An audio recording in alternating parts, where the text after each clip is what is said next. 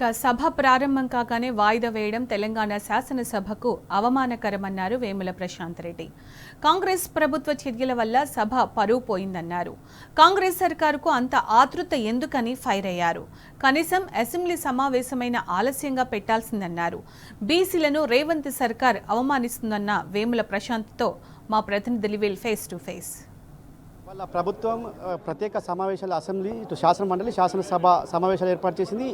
సభ ప్రారంభమైన 2 నిమిషాలకే వాయిదా వేసుకుని పోయింది. అయితే బీసీ కులగణకు సంబంధించి కావచ్చు, బీసీ రిజర్వ్కి సంబంధించి ప్రత్యేకంగా ఈ సమావేశం చర్చిస్తాం. కానీ 2 నిమిషాలకే వాయిదా వేయడం పట్ల బీఆర్ఎస్ పార్టీ పూర్తిగా నిరసన వ్యక్తం చేస్తుంది. దీనికి సంబంధించి మనతో మాట్లాడడానికి మాజీ శాసనసభ వ్యవహారాల మంత్రి ఎమ్మెల్యే ప్రశాంత్ రెడ్డి సార్, చెప్పండి, ఇవాళ ఈ శాసనసభ తీరును ఎట్లా చూడొచ్చు? ఇవాళ ఏదైతే శాసనసభలో జరిగిందో 11 గంటలకు మొదలు కాగానే 2 నిమిషాల్లో ప్రభుత్వం అడ్జైన్ చేయండి అని చెప్పి స్పీకర్ గారికి చెప్పడం, కోరడం, స్పీకర్ గారు అడ్జైన్ చేసి వెళ్ళిపోవడం చాలా దురదృష్టం. మొత్తం శాసనసభ చరిత్రలో ఉమ్మడి ఆంధ్రప్రదేశ్ కావచ్చు, తెలంగాణ కావచ్చు, ఇట్లా ఎప్పుడు జరగలేదు. ఇట్లా ఎప్పుడు శాసనసభ్యుల్ని అవమానపరచలేదు. శాసనసభ సాంప్రదాయాల్ని, శాసనసభ ప్రొసీజర్స్ని ఎప్పుడు కూడా ఇంత పెద్ద ఎత్తున తుంగలో తొక్కిన దాఖలాలు లేవు. అయితే బేసిక్గా ఏంటంటే ఈ రేవంత్ రెడ్డి గారు ఈ తెలంగాణ రాష్ట్రం ఆయన సామంత రాజ్యంగా ఆయన భావిస్తూ ఉన్నాడు. తెలంగాణ రాష్ట్రం సామంత రాజ్యం కాబట్టి తెలంగాణ శాసనసభ కూడా నేను ఎట్లా చెప్తే అట్లా నడవాలా అన్న ధోరణిలో పోతూ ఉన్నట్టు కనిపిస్తూ ఉన్నది. ఎందుకంటే ఇవాళ 11 గంటలకి శాసనసభ షెడ్యూల్ వాళ్ళే ఇచ్చినారు. దానికంటే 1 గంట మొదలట క్యాబినెట్ మీటింగ్ అట. ఆ క్యాబినెట్లో చర్చించవలసిన అంశాలు ఏంటి? బీసీ కులగణన మీద, ఎస్సీ వర్గీకరణ మీద అత్యంత ప్రాధాన్యతమైన అంశాలు ఈ 2. దీన్ని 10 గంటలకు క్యాబినెట్ పెట్టి అర్ధగంటలో క్యాబినెట్ కంప్లీట్ చేసుకొని నోట్ ప్రిపేర్ చేసుకొని 15 నిమిషాల్లో అసెంబ్లీకి వచ్చి అసెంబ్లీ 11 గంటలకు పెడతామో అని ఎట్లా అనుకున్నారు వాళ్ళు. అంటే ఏంది దీని ఉద్దేశం? క్యాబినెట్లో చర్చించేది లేదు, ఎక్కడ ఏమి లేదు. వాళ్ళు మొదలే అనుకున్న మొత్తం డ్రాఫ్ట్ ప్రకారము మామా అనిపించుకొని పోవచ్చు అన్న ఆలోచనలో వాళ్ళు ఉన్నారు. ఇది చాలా అన్యాయం. అంటే ఇంత కీలకమైన అంశాలని వాళ్ళు మామా అనిపించుకొని పోయేంత అంటే ఎంత విచారం అంటే, సరే ఒకరోజు మొదలు క్యాబినెట్ పెట్టుకోవాలి, లేదు ఇవాళ క్యాబినెట్ పెట్టుకుంటే రేపు అసెంబ్లీ పెట్టండి, విస్తారంగా చర్చించండి క్యాబినెట్లో. ఇప్పుడు వచ్చి మాకు నోట్ ప్రిపేర్ చేయడానికి టైం పడుతుంది, మినిట్స్ రాయడానికి టైం పడుతుందని ఎల్ఏ మినిస్టర్ గారు శాసనసభలో చెప్తా ఉన్నాడు. ఇవన్నీ కూడా తెలుసు కదా, ఈ ప్రభుత్వం తెలిసి ఉండాలి కదా. నోటుకు టైం పడుతుంది, మినిట్స్కి టైం పడుతుంది, చర్చించడానికి టైం పడుతుంది, ఇవన్నీ కూడా తెలిసి ఉండాలి. 10 గంటలకు క్యాబినెట్ పెట్టి 11 గంటలకు శాసనసభ పెట్టి ఆ గంట లోపలనే క్యాబినెట్ సమావేశము, నోట్సు, మినిట్స్ ప్రిపరేషను, మళ్ళీ వాళ్ళు అక్కడి నుంచి ఇక్కడికి రావడానికి టైము, ఇవన్నీ అయిపోతాయని ఎట్లా అనుకున్నారు? ఏముందిలే శాసనసభను 11 కాకపోతే మళ్ళీ అడ్జైన్ చేస్తాం, 12కి పెడతాం, 2కి పెడతాం, తేలిక భావం. శాసనసభ మీద ఈ ప్రభుత్వానికి, ముఖ్యంగా ఈ ముఖ్యమంత్రి గారికి ఇంత తేలికైనటువంటి భావం.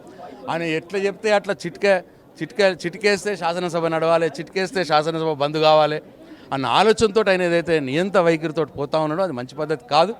ఇది శాసనసభకు చాలా దుర్దినం.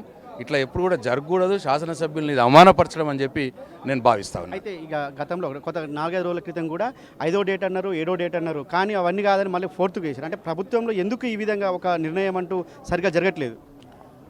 అదే వీళ్ళ చేష్టల వల్ల ఇప్పటికే తెలంగాణ రాష్ట్రం డౌన్ఫాల్ స్టార్ట్ అయింది.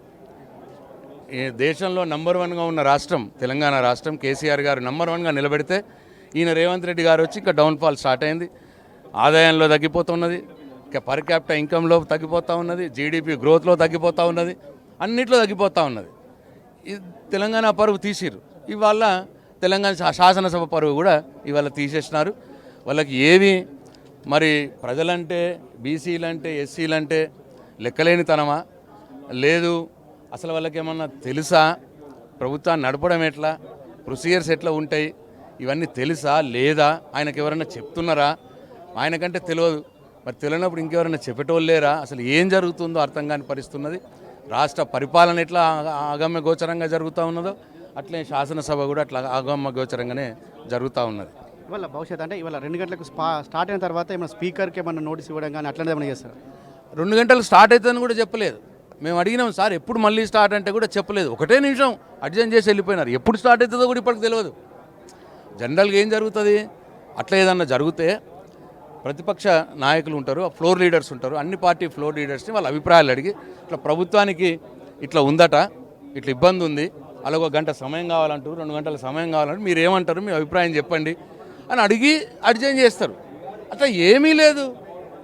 సడన్గా 1 నిమిషంలో అడ్జైన్ అని చెప్పి వెళ్ళిపోవడం అనేది చాలా దురదృష్టం. ఇది అసలు 2 గంటలకి అవుతుందని ఎవరికి తెలుసు? మాకైతే చెప్పలేదు. ఎప్పుడైతుందో కూడా ఎవరికి తెలియదు. ఇప్పుడు వెయిట్ చేస్తా కూర్చోవాలి ఎప్పుడు జరుగుతుంది. ఇంత అన్యాయం, ఇంత జనరల్గా urgent for 10 minutes, urgent for 15 minutes, లేదు 12 గంటలకు తిరిగి సమావేశం అవుతాం ఒకటి అట్లా చెప్తారు. అది కూడా లేదు. చాలా చాలా దురదృష్టం, చాలా అన్యాయం. మరి ఎల్ఏ మినిస్టర్ గారు ఉన్నారు, ఆయన ప్రొసీజర్స్ తెలుసు, ఆయనకు అనుభవం ఉన్నది. మరి ఆయనను ముఖ్యమంత్రికి చెప్పొచ్చు. ఇవాళ చాలా ఎల్ఏ మినిస్టర్ గారు కూడా మరి ఆయన బాధ్యత ఎట్లా వహిస్తున్నాడు ఏంది అర్థం కాని పరిస్థితి ఉన్నది. Thank you. వాళ్ళ ఏదేమైనప్పటికీ వాళ్ళ తెలంగాణ రాష్ట్ర శాసనసభలోనే వాళ్ళ చీకటి దినంగా బీఆర్ఎస్ పార్టీ మాజీ మంత్రి ఎమ్మెల్యే ప్రశాంత్ రెడ్డి అభివర్ణిస్తున్నారు. ఏదేమైనప్పటికీ వాళ్ళ శాసనసభ ఎప్పటి వరకు ఉంటుంది, ఎప్పుడు మళ్ళీ ప్రారంభమవుతుంది కూడా చెప్పలేని పరిస్థితి ప్రభుత్వం ఉంది. ఇటు అసెంబ్లీకి సంబంధించిన వ్యవహారాల మంత్రి కూడా స్పష్టమైన ప్రకటన చేయలేదు, స్పీకర్ స్పష్టమైన ప్రకటన చేయలేదు. అసెంబ్లీకి సంబంధించి ప్రొడ్యూసర్ ఏ మాత్రం కూడా ఈ ప్రభుత్వం ఫాలో కావట్లేదు అనేది ప్రధానంగా బీఆర్ఎస్ పార్టీ ఆరోపిస్తుంది. కెమెరా పర్సన్ బాలుతో లివిల్ రెడ్డి, టీ న్యూస్, హైదరాబాద్.